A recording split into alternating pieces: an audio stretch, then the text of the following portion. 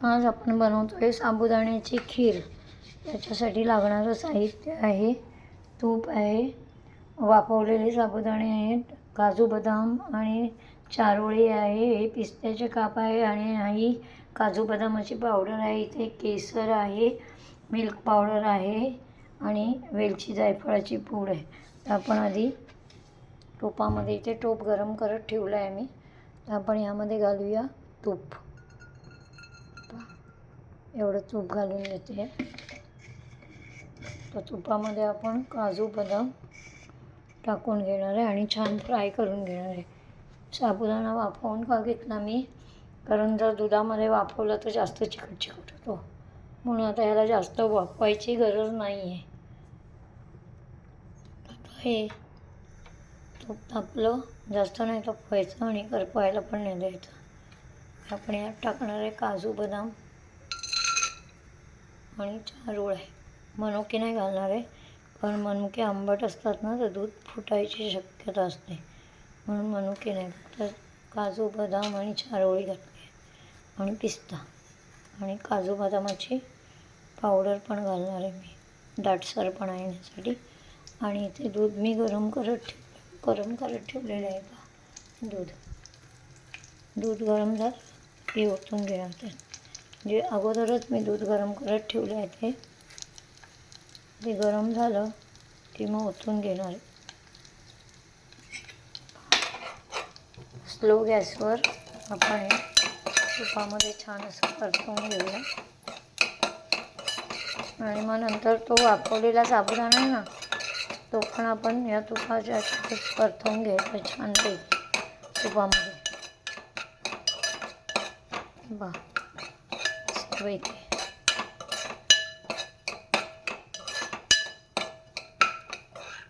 आणि आता ही काजू बदामाची भरड पण घालून घेतली मी.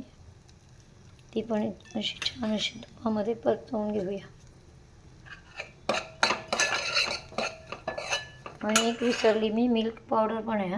थोडं दाटसर येण्यासाठी मी मिल्क पावडर वापरणार, पण आपण साबुदाणा वाफवून घेतले त्याच्यामुळे खिरीला त्या चिकटपणा येणार नाही, छान अशी खीर बनणार आहे.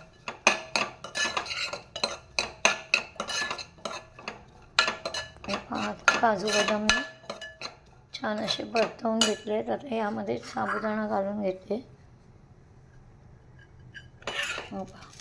साबुदाणा घालून घेतले आणि छान असा तुपामध्ये परतवून घेणार आहे.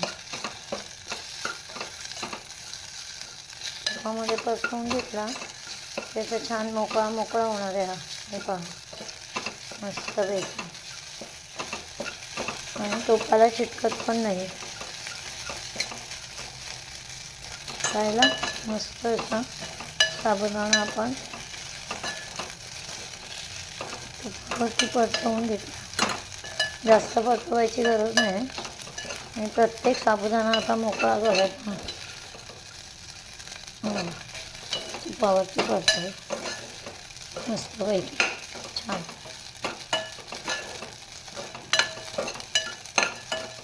आता मी दूध घालून घेणार आहे. यात दूध मी गरम करून ठेवलेलं होतं, हे पहा. आता मी दूध घालून घेते. अर्धा लिटरच टाकणार आहे. 1 लिटर तापवून घेतलं आहे मी, पण अर्धा लिटरचीच मी खीर बनवणार आहे. पण आता आपला साबुदाणा शिजलेला आहे, म्हणजे जास्त काही शिजवायची गरज नाही. यात साबुदाणा छान असा ट्रान्सफर झालेला आहे. आता काही जास्त शिजवायची गरज नाही आहे. आता मी हाताभर यात केसर पण घालून घेणार आहे आणि साखर थोड्या वेळाने घालणार आहे. साखर एवढ्यात नाही घालणार, थोड्या वेळाने घालणार आहे. साखर दाखवायची म्हणजे तुम्हाला राहून गेली. आता केसरच्या काड्या घालून घेते. हा पहा केसर घातले मी. केसरने पण छान असा रंग येईल. आर्टिफिशियल कलर घालण्यापेक्षा केसर घातला आहे मी, म्हणजे गरम दुधामध्ये उकळतानाच त्याला छानसा असा रंग येतो. यात मी घालून घेणार आहे मिल्क पावडर. हे पूर्ण अख्खं पॅकेट घालते, 10 रुपयावाला मिल्क पावडरचं. म्हणजे केळीला छान असा घट्टपणा येईल याने पण, मिल्क पावडरने पण.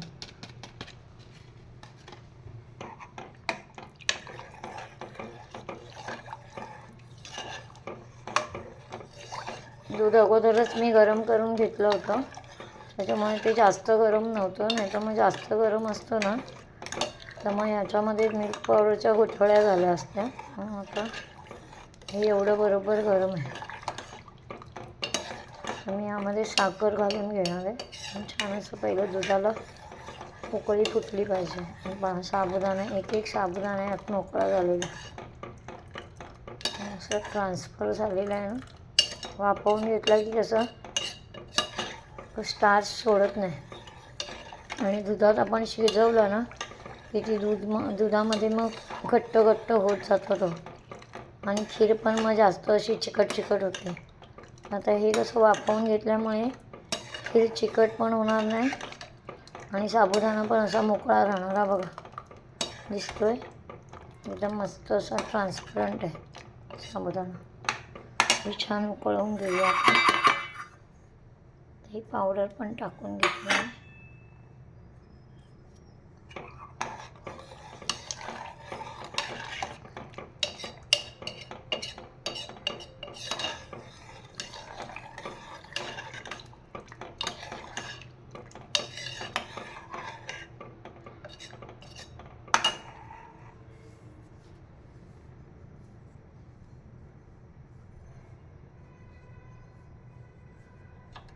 थोडासा गॅस मोठा करते.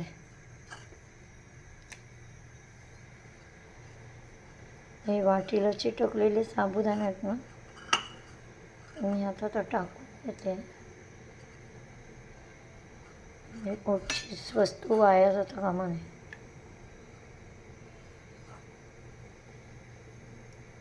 मी तुम्हाला साखर दाखवायची राहून गेली आहे, साखरने दाखवली. तर यामध्ये टाकताना मी दाखवणार साखर, कारण मी साखरेचा डब्बा काढायला विसरले. तो मांडणीत तसाच आहे. तर मी साखर काढते. ही पहा आपली साखर.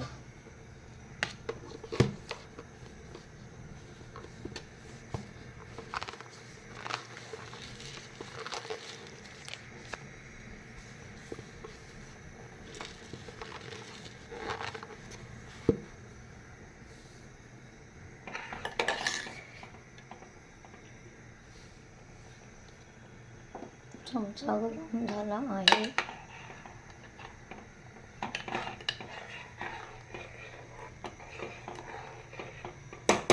छान अशी खीर आपली उखळते मस्तपैकी. हे पहा, तर मी यात घालून घेणार आहे साखर.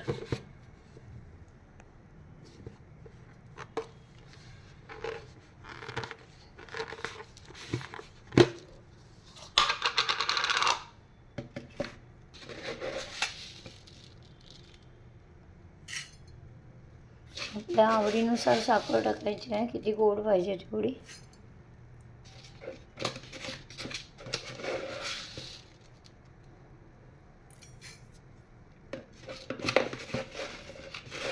आणि यात अर्धा वाटी टाकणार आहे.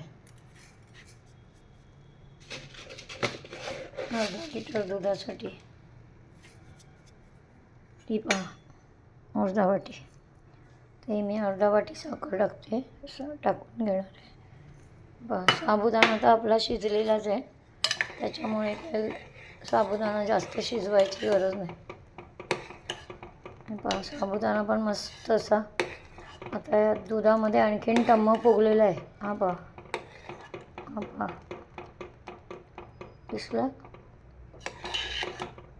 आणि केसरचा पण हळूहळू रंग येतोय दुधामध्ये शिजवून. आता मी साखर घालून घेते. जर साबुदाणा शिजलेला असेल ना तर आपली खीर एक 5-10 मिनटात रेडी होते. जास्त शिजवायची गरज नाही लागत. वाफवून घ्यायचं साबुदाणा.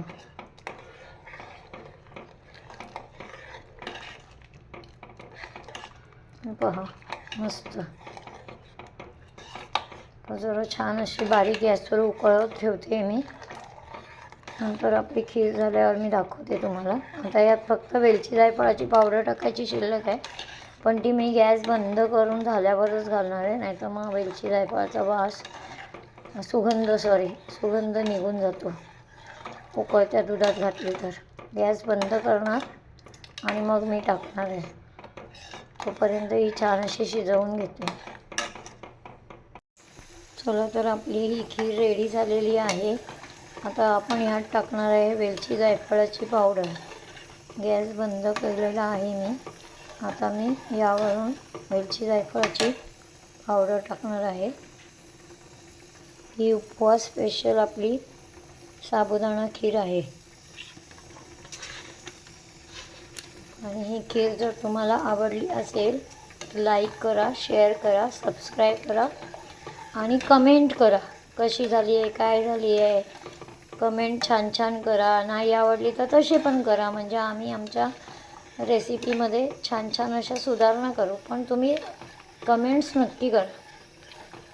आम्हाला तुमच्या कमेंट्सची खूप आवश्यकता आहे. त्याच्यामुळे आम्ही आमच्या रेसिपीमध्ये अशा छान छान सुधारणा करून तुम्हाला पुन्हा एकदा वेगळं काही पदार्थ आम्ही दाखवणार आहे तुम्हाला. तर ही आहे आपली उपवास स्पेशल साबुदाणा खीर मस्तपैकी. पहा याचा रंग पण केसरामुळे खुलत गेला आहे. हे पहा दिसली, मस्त दिसते ना, छान. सगळ्यांनी सबस्क्राईब करा खिरीला आणि कमेंट्स करून सांगा कशी वाटली, काय